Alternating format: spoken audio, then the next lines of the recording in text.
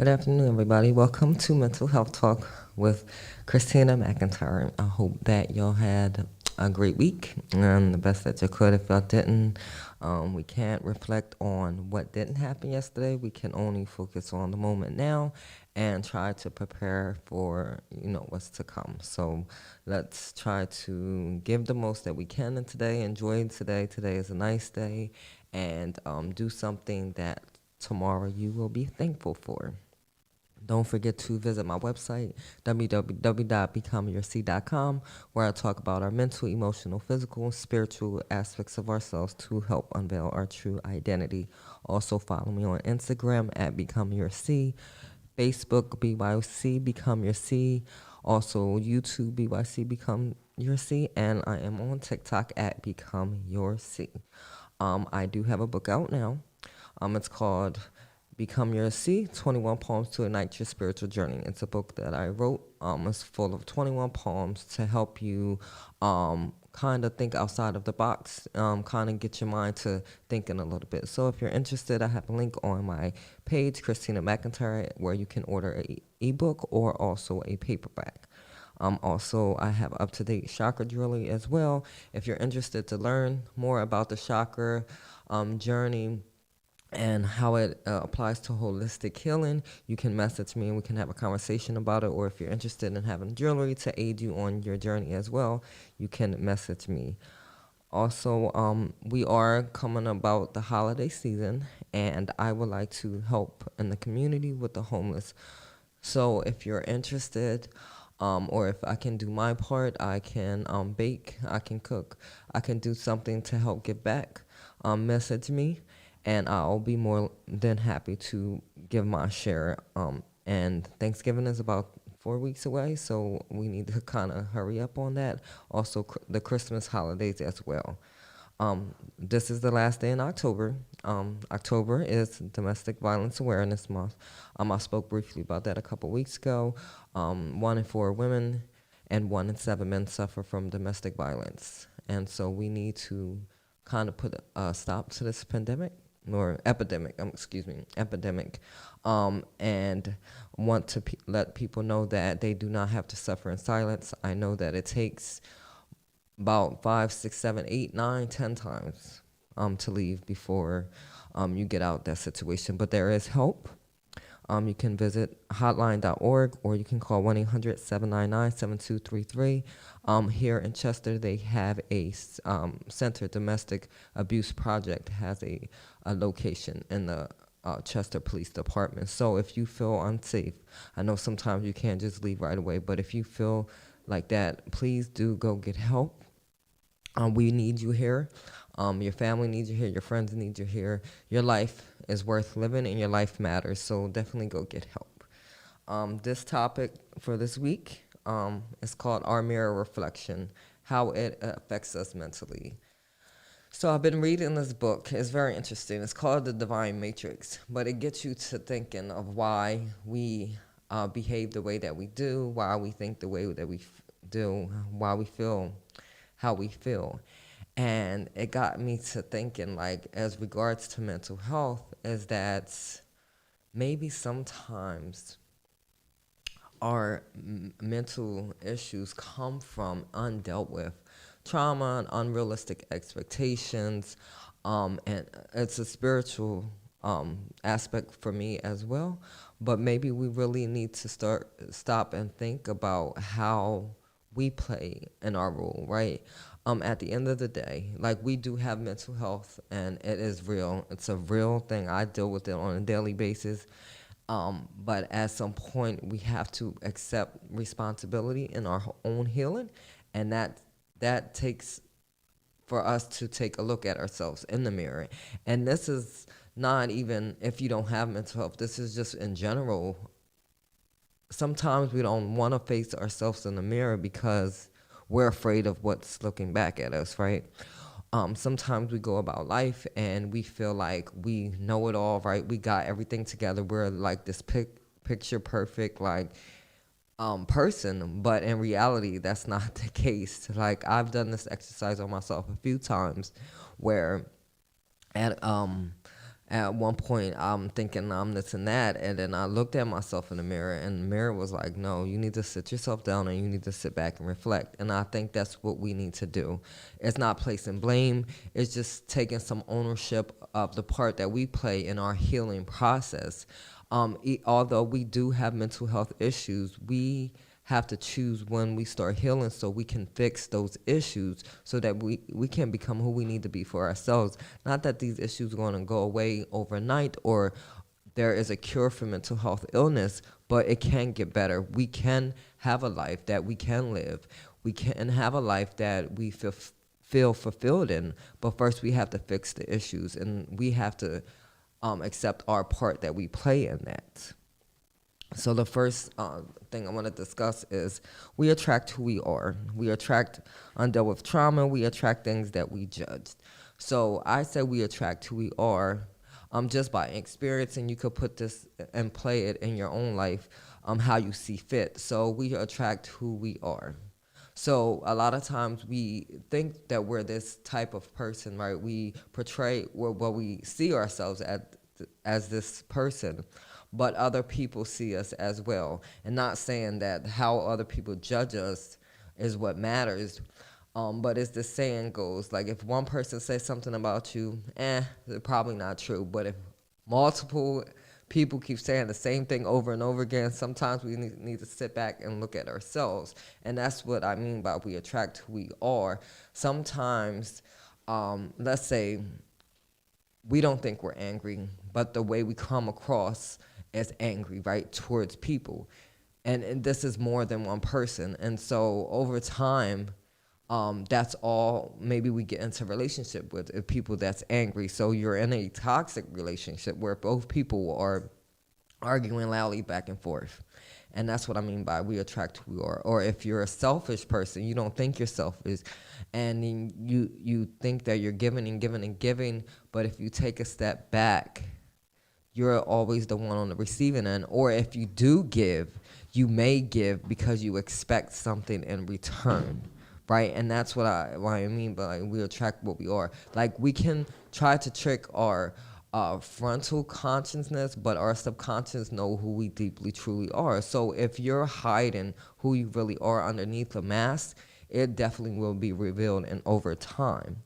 And then we attract under what's trauma and pain. And I say this is because some things that we didn't deal with when we were younger, it's going to come up in relationships and in ourselves. And so we tend to gravitate towards those type of people. Let's say you felt abandoned and neglected when you were younger. Typically, you're going to be attracted to those people that was that way as well, or that needs, or is someone that you feel like you can fix. And so you're going to deal with this person knowing that they are going to bring you issues as well. Like, let's say you suffer from abandonment and you deal with someone that is toxic and they always put you in a position where they threaten to leave you.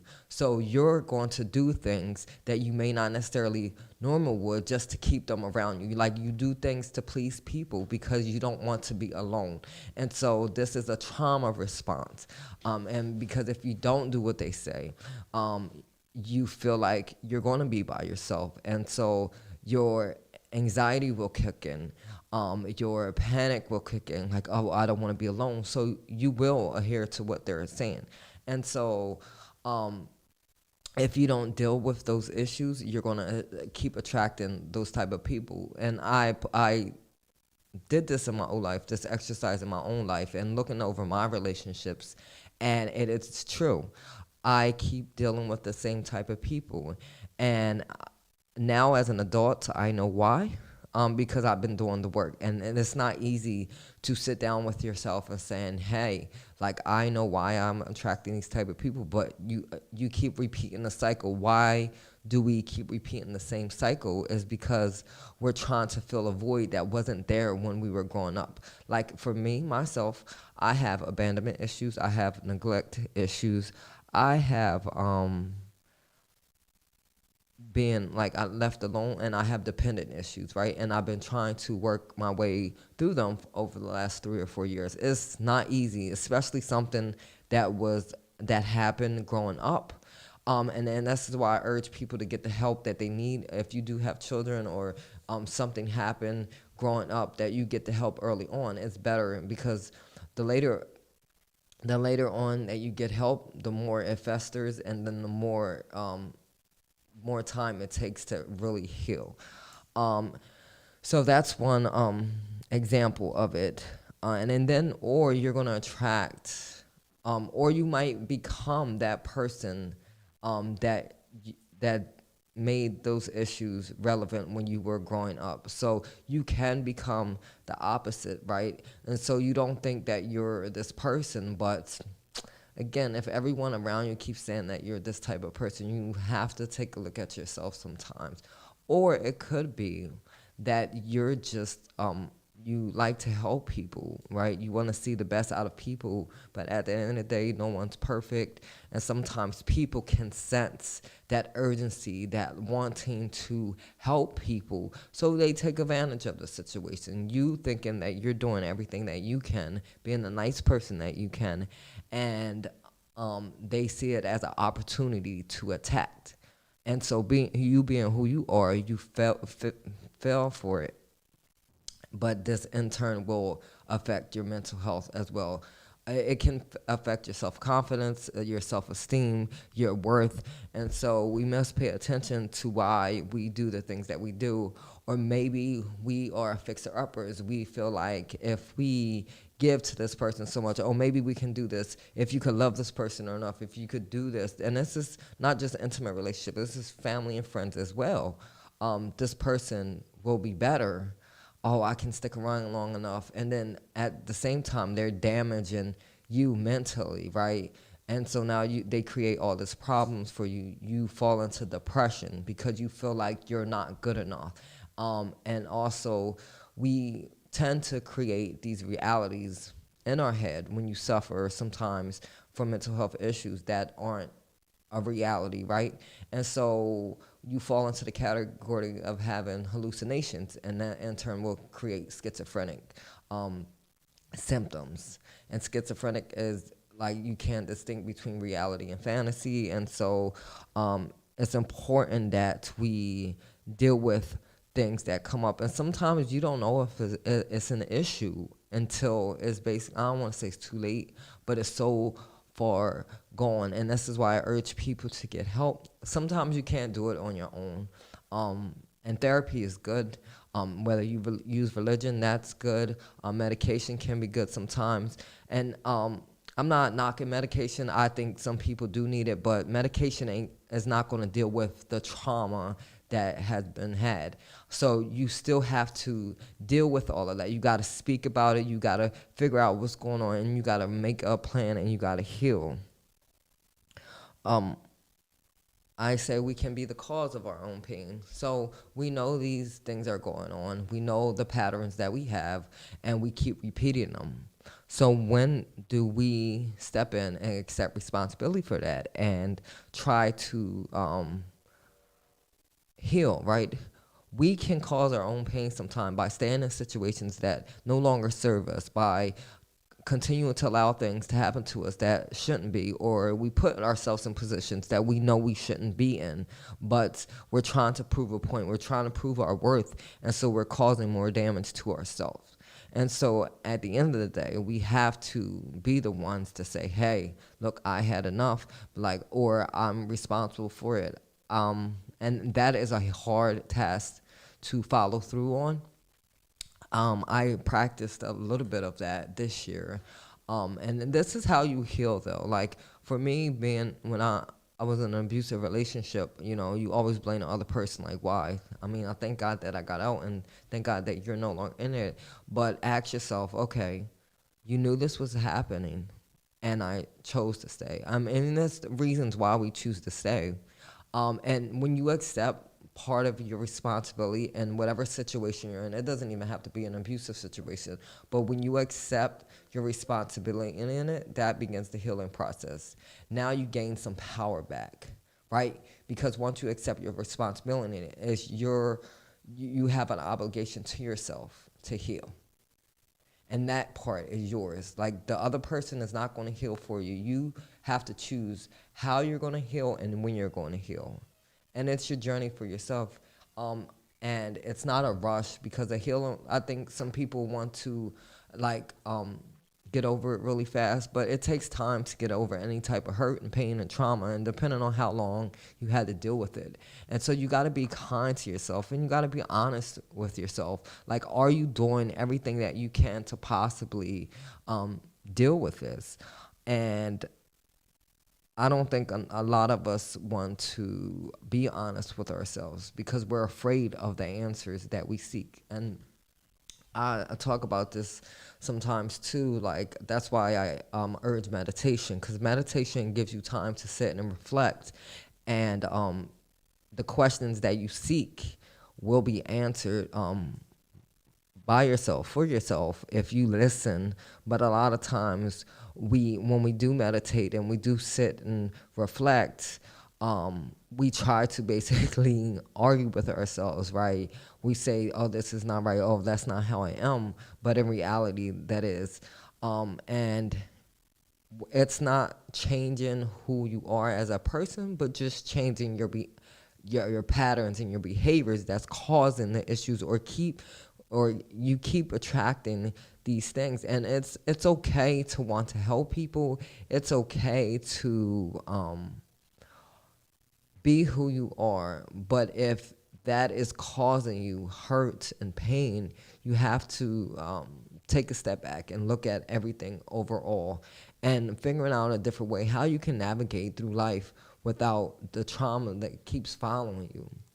And then you have to address it. You have to say, like, this is what happened, or this is happening, and this is who I keep attracting. Why do I keep attracting people like this? And then make a plan on how can you fix it. Sometimes we have to break these, I call it generational curses, or patterns, and ask yourself why. If you are a person that keeps attracting, let's say, people that steal, thieves, right? And then you're yourself not a thief. And maybe because we're judging people of why we do it, so that's what we're attracting. The book that I'm reading, it's called The Divine Matrix, and it talks a little bit about that. This lady, I'm gonna give an example. This lady, that's the author of the book, she was telling of a story that she was a really good person, but she had a control issue. So she was attracting people that had control issues as well, and they wanted control. And so they took things from her, and she couldn't understand why. And then, instead of getting angry, she accepted it as it was. She didn't, like, someone took money from her, she didn't try to sue. And once she accepted everything as was, more doors open for her. And that's what I want us to understand, is that things happen to us that we can't control, right? We can't choose when someone does us wrong, and we can't choose our mental health issues, that they are there. But what we can do is make a plan to heal. We can make a plan to change our routines and our behavior patterns, so that we can attract what we want out of life. I believe in manifestation. I believe that everything that we need and desire, it can be brought to us only if we're ready to receive it. And by being ready to receive it, let's say you're a person that is not good with money, and you receive like $1 million, right? So if you're not a person that's good with money, that money can go very quickly. So, not saying, I mean, winning a lottery is hard, but maybe that door won't open for you because you're not in a position to receive it. And this is what I believe, like manifestation, you put it out there, what you want and what you need. And then also you have to be willing to do the work behind it. I like the saying, have faith as a mustard seed. And like God will do his part in it as long as you do your part, right? You can't expect people or God or universe or whatever you believe in to help you provide if you're not willing to do the work behind it. And Getting yourself together mentally is a very difficult task. You have to fight at it every single day, and it's tiring. It's exhausting. Some days you do want to give up. I struggle on a day-to-day basis of how my day is going to plan out. I never know how the day is until I get up and start moving about my day, and I'm pretty sure that's how it feels for you. But you have to take ownership back. And this is how, again, we get the power. We take ownership, we accept responsibilities, and now we're obligated to ourselves to begin the healing process, right? You can't be mad at what you receive and what you're not giving out. And this goes into something else. A lot of us want things and we desire things and we need things, but we're not willing to do our part, right? Let's say we want people to help us, but we don't help people. Or we want doors to open for us, but we're sitting at home watching TV all day. We want everything to fall in place the way that we want to, but we're not willing to sacrifice any of ourselves in order to gain that. And that's what it's all about. Like, you have to be willing to do something different if you expect something differently. And you can't keep doing the same things over and over again and expect different results. And that's just how life works. And a lot of us tend to, we get upset and we get mad about how things are not moving in our life when we're not willing to do what it takes to get it. And this is what I mean. You have to be diligent at your healing process. You got to be diligent about changing, because this is not something that you do and one time and then that's it. You have to go about change and on this journey every single day, because it's a fight. Like, when you deal with mental health issues, it's not a quick fix, right? Even if you take medication, you still have to take the medication, see how well it works with your body, or if you're on other medications. So you have to be active in your role of the healing process, of your healing process, because this is for you. And try to figure out something that works for you. But definitely you got to participate. You have to know, one, that you're worth it and you're worth the time and effort, and then put it into play. Like, make a plan. I say make plans because sometimes we have things in our head and it gets scattered. Like, for me, I have to write things down repeatedly, because if I try to remember everything, I'm going to forget some things.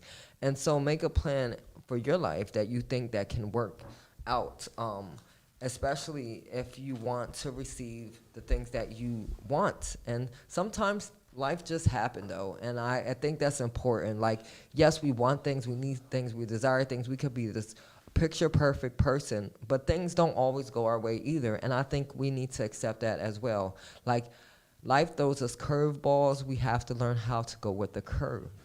And just because things don't always go as planned, maybe something didn't happen that way for your own benefit. I always say, look at things in a different perspective, right? Like, let's say something didn't work out. Let's say you wanted to get a job and you didn't get that job.